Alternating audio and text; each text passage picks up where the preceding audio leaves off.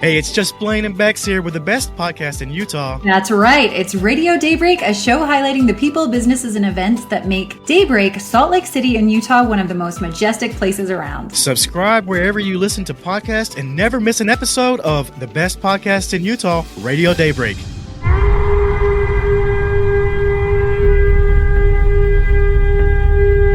The trumpets have sounded and the end is nigh, but have no fear, your prophet is here. I'm the Fresh King Benjamin, host of Vibing the Apocalypse, a podcast that uses comedy to bring injustices that I went through to light. I'm an escapee from a Mormon polygamous compound in Wyoming.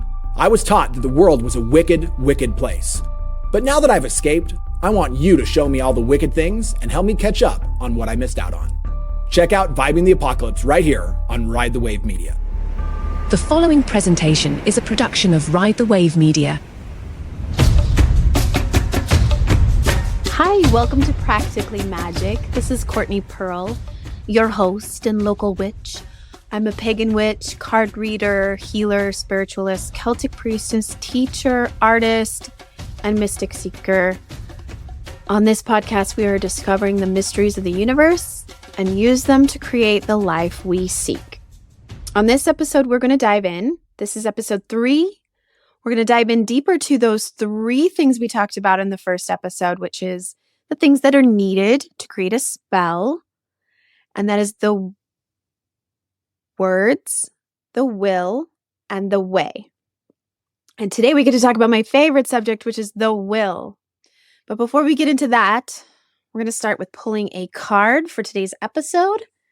This is our getting ready for the episode and seeing what comes up for us today. So I'm going to trust that whatever comes up, whatever card I pull is exactly what you need to hear in this moment in time when you're listening. This is just a way for us to get some clarity and understanding about our lives. I use divination to give myself permission to trust in my own intuition and know what comes up is exactly what I needed to hear today. And that in and of itself is pretty magical. All right. Today's card I am pulling from the Magical Nordic Tarot deck we did last week. It's one of my new favorites. I love to have it on hand, and it's beautiful artwork. So today's card is the number 20, Judgment. And this card has the word forgiveness with it, which is interesting because a lot of my clients that I have been doing healing sessions with this last week and specifically, the issue of forgiveness has come up a few times. And sometimes when I have clients, it's a touchy subject because a lot of times we're still working out what forgiveness looks like. One of my favorite quotes, and I can't offhand remember who said it, but something like, maybe it was Winston Churchill. I want to say, I might be wrong, but they said, refusing to forgive someone is like drinking poison and expecting it to hurt them, which I think is a really important point, especially in the energetic healing world, when you are looking at an exchange of energy between people and relationships. It's really important to understand what it is when we hold on to a grudge or when we hold on to just negative feelings towards a person.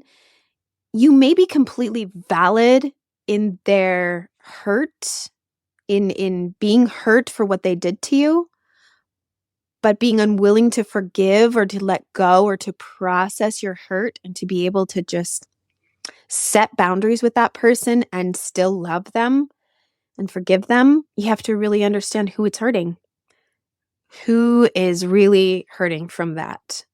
But I'm looking at the artwork on this card and I'm thinking it's a woman looking into a lake and seeing her own reflection. And I think this is really powerful in being able to see that a lot of the work when it comes to forgiveness is actually forgiving ourselves. And I find that to be, for most people, the most difficult thing to do. Sometimes we can excuse other people easier than we can ourselves. Having the compassion to be able to say, I may not have done that right, but I did the best I could with what I knew how to do.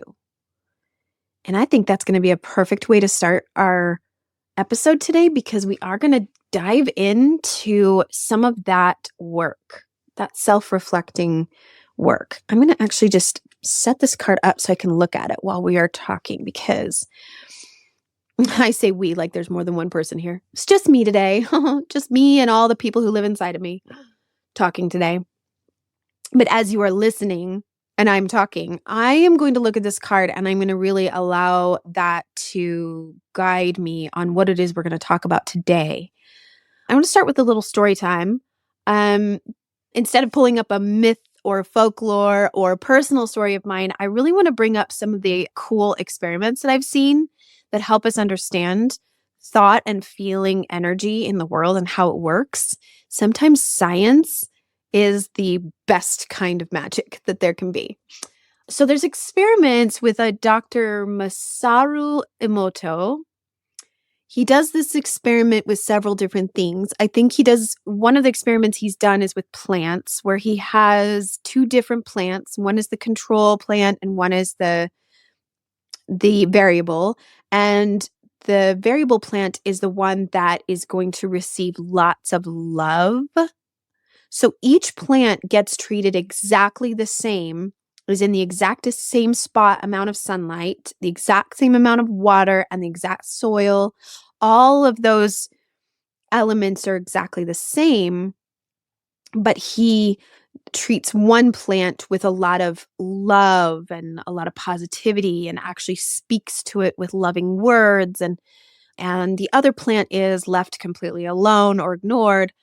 And just being able to tell over time how both of those plants flourish differently, that one plant starts to wither, or even when given some negativity, is a withering plant, and the other plant is like flourishing, like green and full and growing. And he does this experiment also with 2 jars of rice, where he has a jar of rice that's like the negativity jar and one is the positivity jar. Each jar of rice is closed off and sealed exactly the same. All of that's the same. They're kept in the same place.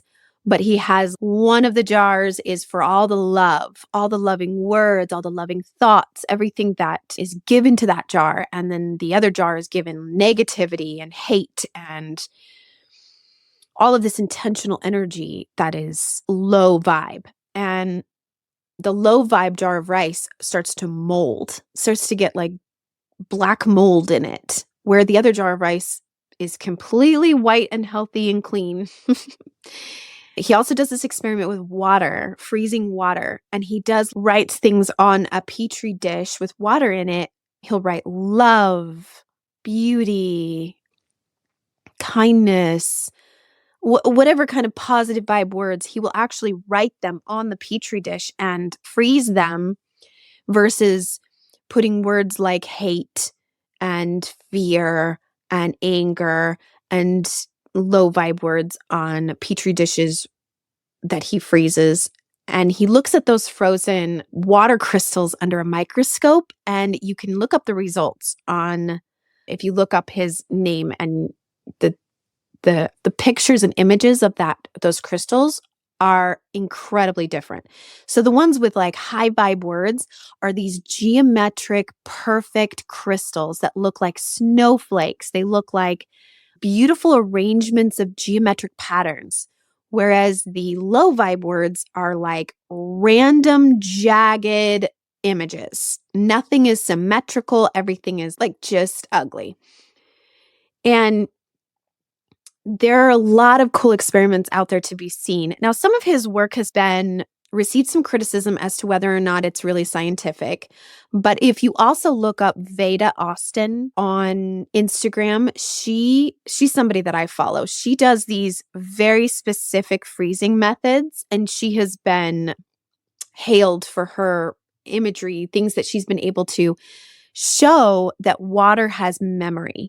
So she does this very specific short-term freezing method, but she will put a petri dish of water next to an image, next to a tree, on the stomach of a pregnant woman, all of these different things, these images, even just pictures. She'll put a petri dish on a picture for a few minutes and then use her short-term freezing method. And then she does pictures of the crystals. And if you look it up, you will be amazed at what you see. It will show you how water holds the vibrational energy of certain images and certain ideas that it relays back into the images in the water. So if anything that I'm talking about today, you have any question about whether or not it's real or whether it's been scientifically proven to be real, those are some really awesome experiments to show that intentional thought energy and images can hold, especially in water. And all of us are water. Our bodies are made up of 70, 80% water.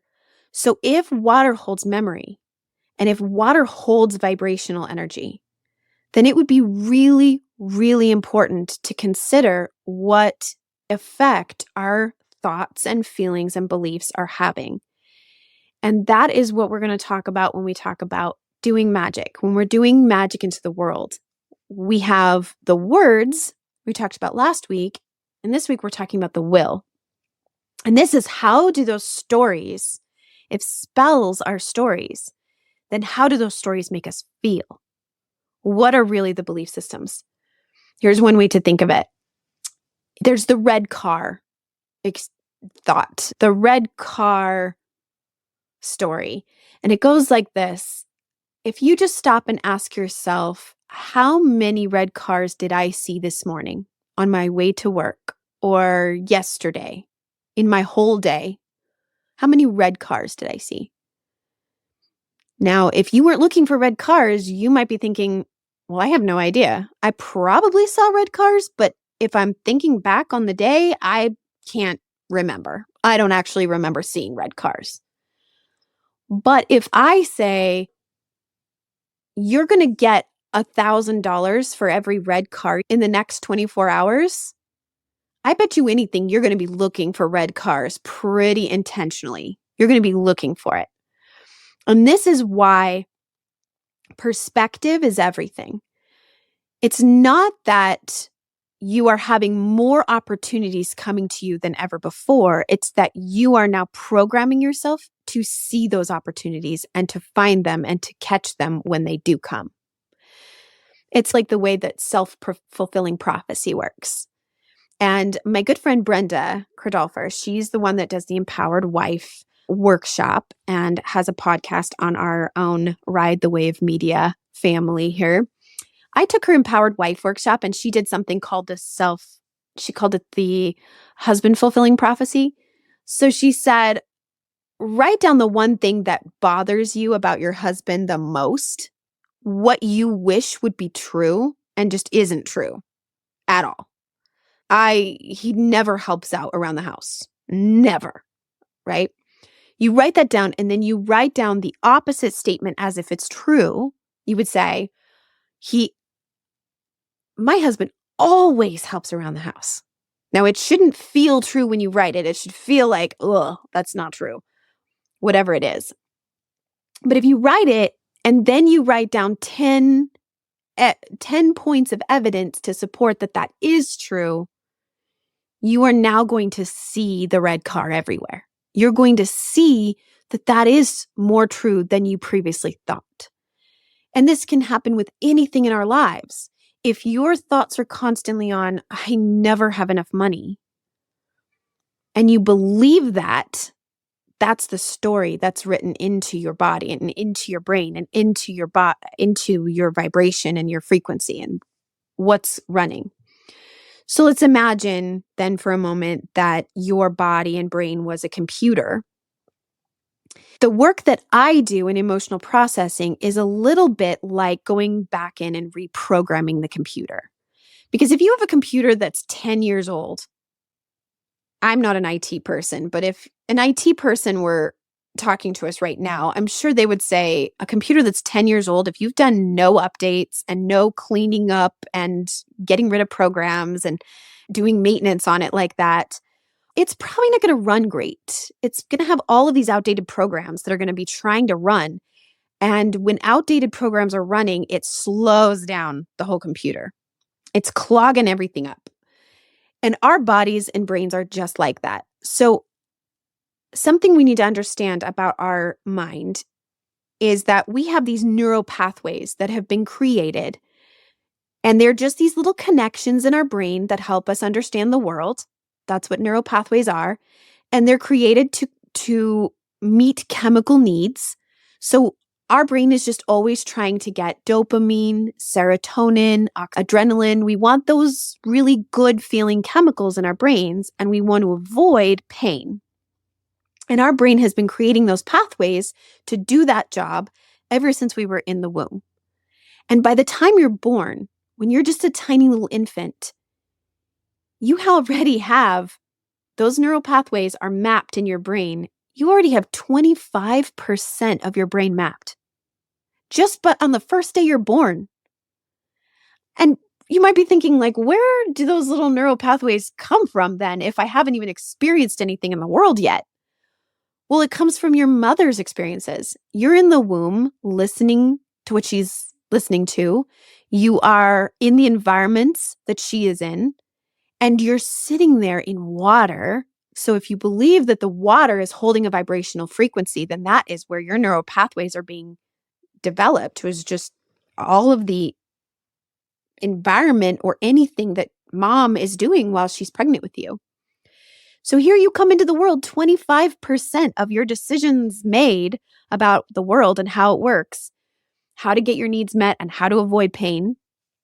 By the time you're 3, you have 75% of your brain mapped because you're like a little sponge. As a little baby, you're just taking in every single sight, smell, sound, feeling, everything.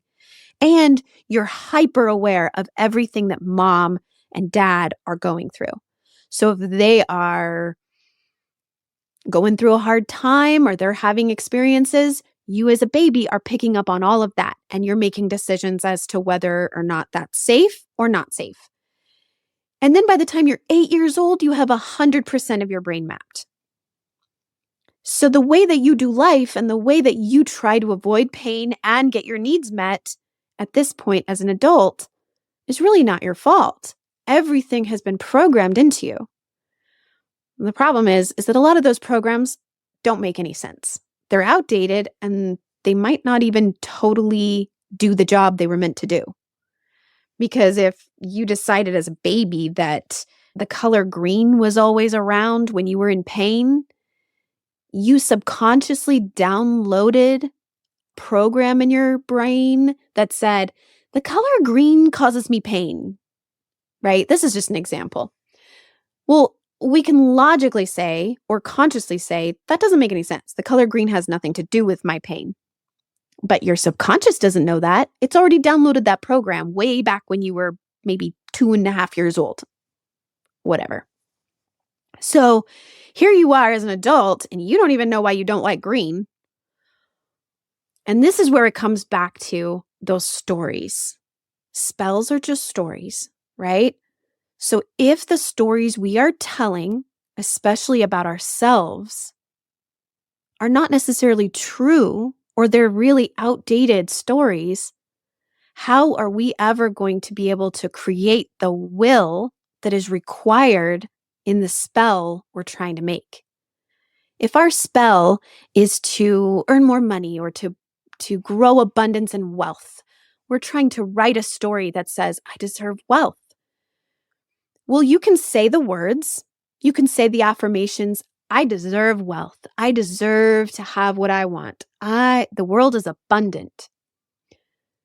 You can say that all you want, but if there's a program running deep in your subconscious that says, nothing ever works out for me. I never have enough. Money is scarce, and so is all the resources I need. And that may have been something from an experience you had as a young child, or it even can be passed on to you generationally. If your ancestors were growing up in poverty or had to sacrifice a lot or lived in scarcity, those programs can actually be passed on to you. And we'll talk more about that on a future episode when we talk about generational healing. But I want you to be aware that not everything that you believe or that is a program in yourself started with you, that it's all your fault. But it's incredibly hard to change all that just by consciously thinking it. And that's where emotional processing and some of the work that I do is extremely important. The work that I do with emotional processing, it's not quite like therapy. And I do believe in mental health and therapy. I have a lot of good friends and a lot of really great professionals in the mental health industry that I believe therapy is super, super important and special and has its own place. The work that I do is a great partnership to therapy if you're already doing that. But what I do is a little bit more spiritual, a little bit more energetic. And what we get to do is we get to do a guided meditation where I take you back in time. And sometimes I take you back to the womb. My very first emotional process I ever did was going back into the womb. And I didn't even know what emotional processing was. I was like, is this therapy? I don't even know. What are we doing here? But then my facilitator, she said, we're going to go back to 3 months in the womb. And we're going to talk about what happened. And it's not based on memories because obviously I don't have conscious memories of that time in my life. But she started asking me, what was your mom going through at that time? What sort of things do you know? And then what is it that you feel? Because that's what's most important. What do you feel like was happening? And ultimately, what we came to was some really powerful things I didn't even know could be an issue. Like, we started working on the spirit and the body were at war with each other. That the spirit came to this body and was deciding whether or not this was the body that the spirit wanted to live life and would serve its purpose in life, and was skeptical and was coming into a family that knew would be critical, would be hard on me. And there was a lot of back and forth as to whether or not this body was going to be able to serve the purpose that the spirit wanted. And once I realized that was going on, it felt right to me. It felt like that's it. That's exactly what's going on. I can feel it. I can feel it energetically. I can feel it in my body. And once we were able to work through some of that, so much came to light and awareness for me that I was able to heal things I didn't even realize were issues or was something that needed to be healed. And so I highly recommend that as a modality for trying to figure out what programs are running in my subconscious that are sabotaging me to get what I want. It could be with abundance and wealth. It can be with career and purpose.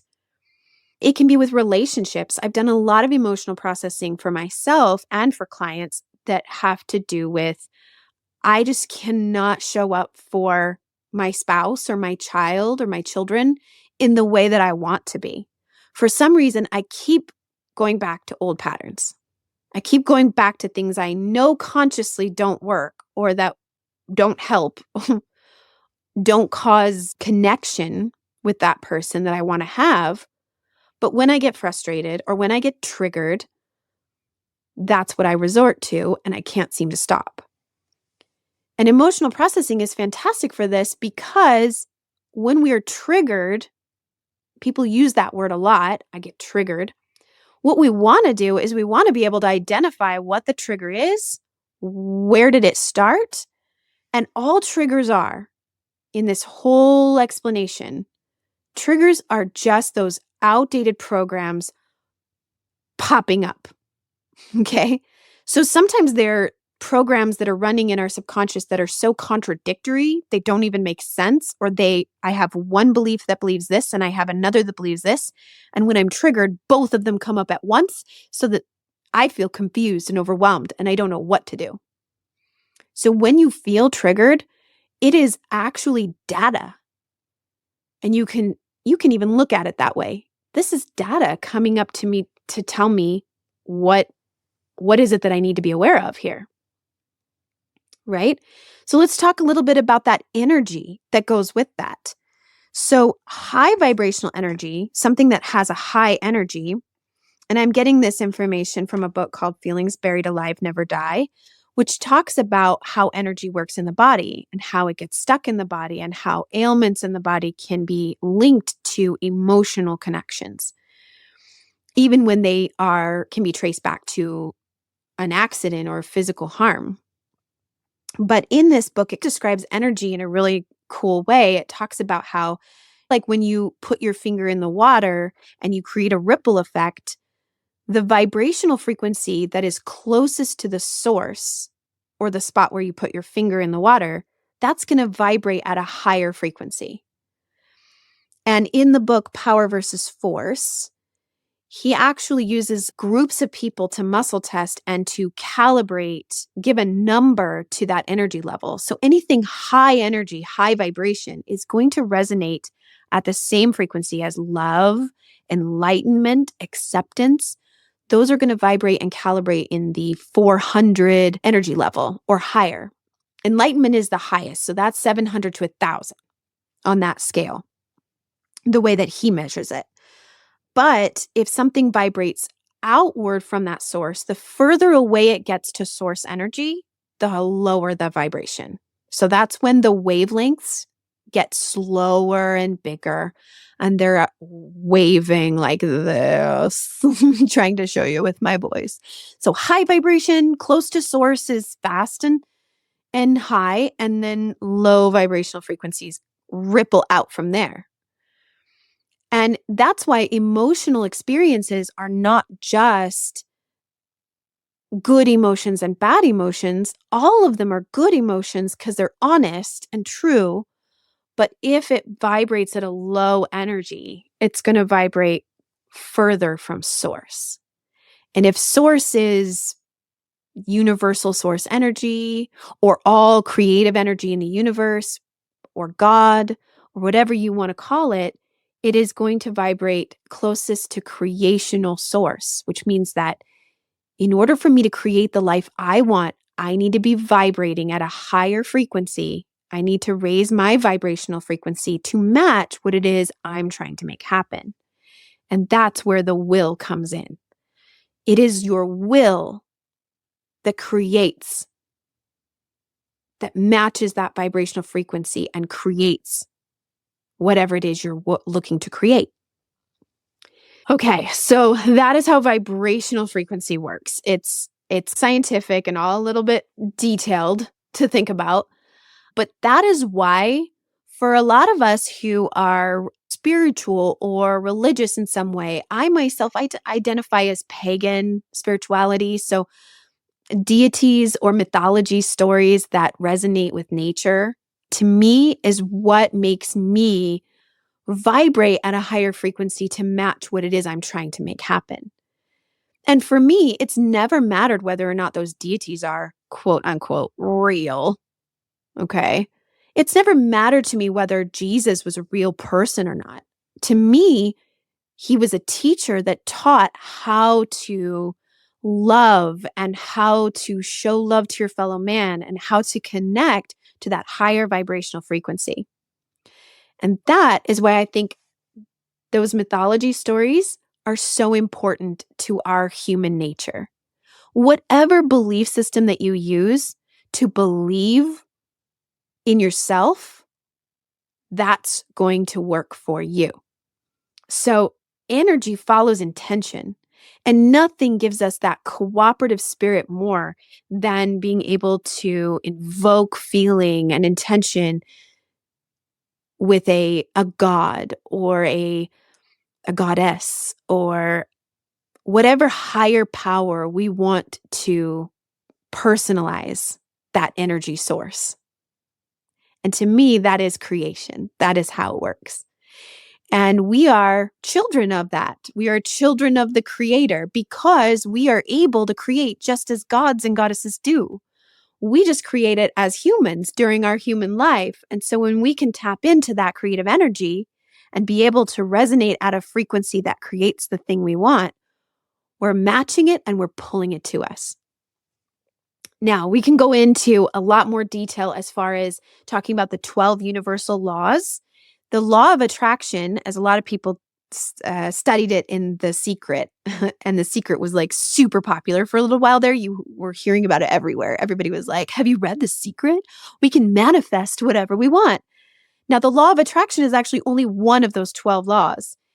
And as I've mentioned before, the law of attraction, it's all great and it is real. It is real magic. That is something you can do. But you cannot do it with words alone. You have to be able to do it with the words, the will, and the way. So we're going to dive deeper into all of those things in the next episodes. I'm so excited. I could talk about that subject for hours and hours and hours, but I'm going to put these resources out on my social media, and you can take a look at the books that I've mentioned and some of the other connections to those things. But the most important thing to take away from what we've talked about today is that doing a lot of the healing work that I do and that you are doing, because if you're listening to this podcast and if this is resonating with you, it means you're on a healing journey too. And everyone is on a little bit of a healing journey. Because anytime you are going through life and you feel yourself stuck, or you feel like there are certain aspects of your life that could be better. I don't know anyone who doesn't have certain aspects of their life that could be better. Then you're on a healing journey. And that healing journey is just about saying, what is it that I want to do different? And how do I figure out how to do it different so I get the life I want? So I have the success and the purpose and the relationships and the peace and the joy that I'm looking for. So that is something that we work on.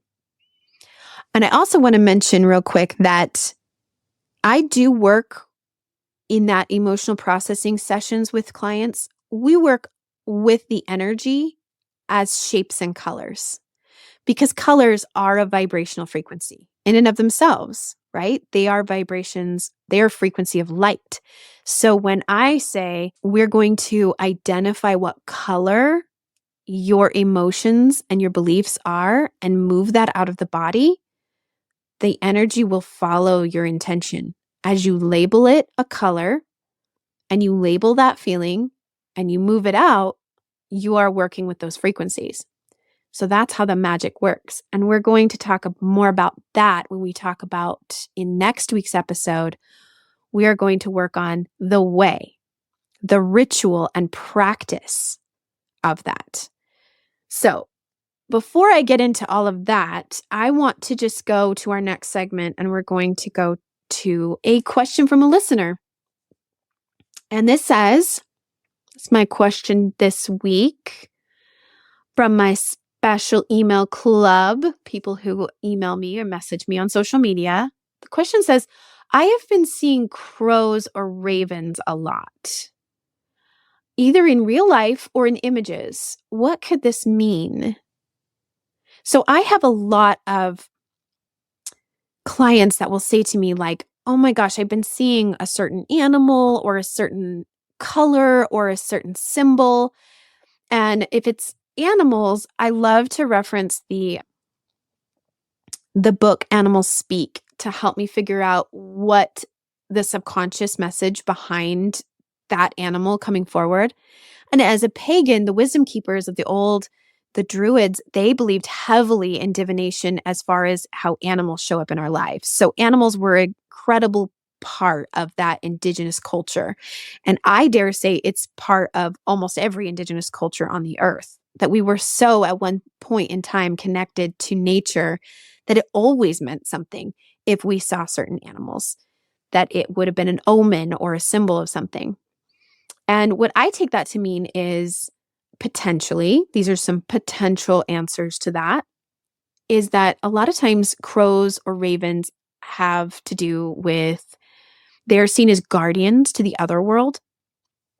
So it might be an invitation for a person to look at connecting with the other world, either in shamanic journeying, in their meditations, just trying to connect with what the other world Some people call it the fairy world. Some people call it on the other side of the veil. I believe there are many different forms of other worlds and other dimensions that exists right alongside our reality. So crows were often seen as a guardian, like a guardian between the worlds. And so they could be an invitation to look into that. It could also mean, because the color black, and these are black birds we're talking about, it could be a message from the other side as far as a loved one or someone who's passed is coming to give you a message. And what that message might be is for the person themselves to figure out. So I do believe we all have the ability to channel spirit or to channel from the other side what messages we're meant to receive from our spirit guides or from our loved ones. This is something that I practice quite regularly. And again, I will be so thrilled to talk more about that spiritual connections and even hopefully get a medium to be a guest on our show. So that will be something we can dive into on that future episode. But for now, just being able to look at crows and ravens as a sign that someone is trying to get your attention.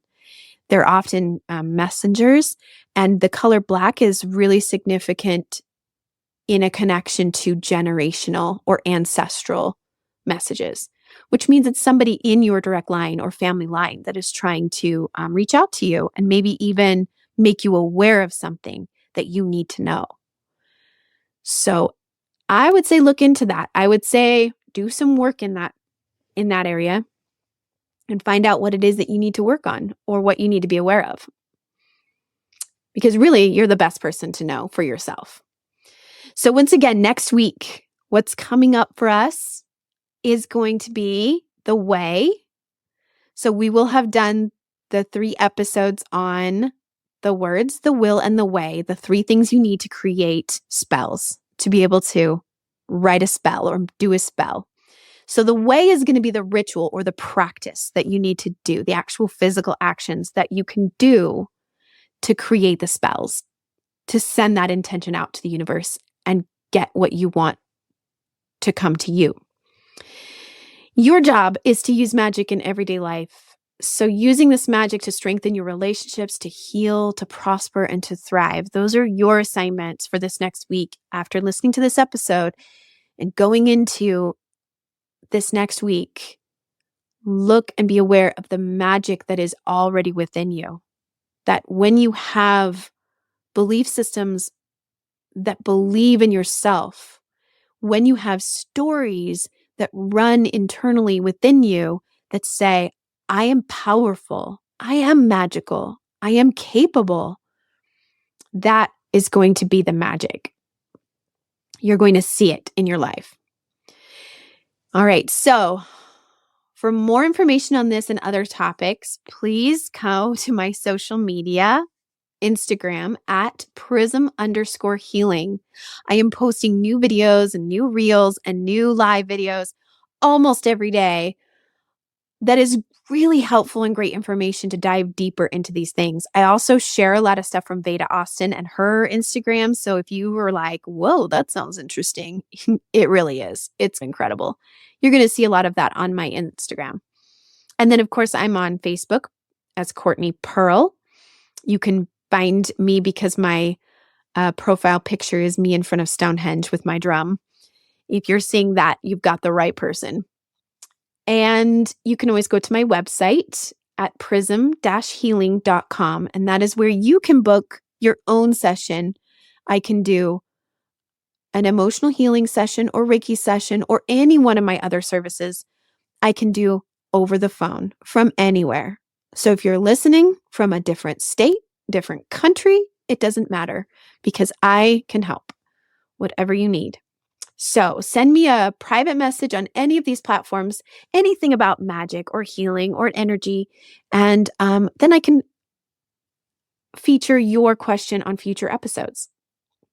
All right, and some of the resources that we've talked about today were Power versus Force. It says the hidden determinants of human behavior. And the author is David R. Hawkins, MD and PhD. That is a fantastic book if you're looking for more resources on energy levels and what that means and how to figure that out. And also Feelings Buried Alive Never Die by Carol K. Truman. That, in the beginning of that book, the first couple chapters, will show you a diagram of some of the things I talked about today on energy and what energy closest to source looks like. So there's actual diagrams you can look at in that book. I would like to thank Ride the Wave Media and my fellow podcaster, Brenda Cradolfer, whose show will be coming out very soon on The Empowered Wife. I mentioned her earlier in this podcast, and her workshops and things are amazing. So I would like to thank her for that information that you heard earlier in the episode. I want to thank Jess Blaine and Bex for all their support and love. I would like to thank Daybreak Treasures Boutique for featuring me as an artist and sponsoring the events and workshops that I'm doing. And please look up my next Healing Through Art workshop. If you liked the things that I talked about today and you want to give them a try and you live locally in Daybreak, South Jordan, Utah, I am doing a Healing Through Art workshop every month. So catch my next one. It is amazing. We get to do real magic together. All right. And until next week, go do some magic, you witches and wizards.